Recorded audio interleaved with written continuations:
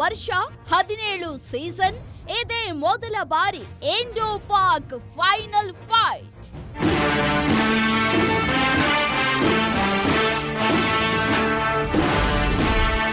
ಎರಡು ಗೆದ್ದಿದ್ರು ಟೀಮ್ ಇಂಡಿಯಾಕ್ಕೆ ಅದೊಂದೇ tension.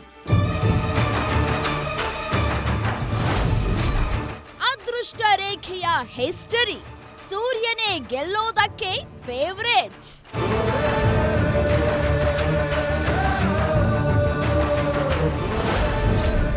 Hat trick ಸಾಧಿಸಿದರೆ ಭಾರತವೇ ಏಷ್ಯಾ ಚಾಂಪಿಯನ್.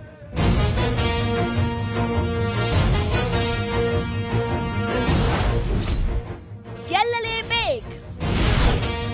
ವೀಕ್ಷಿಸಿ ಗ್ಯಾರಂಟಿ ಸ್ಪೆಷಲ್ ರಾತ್ರಿ 9:30ಕ್ಕೆ.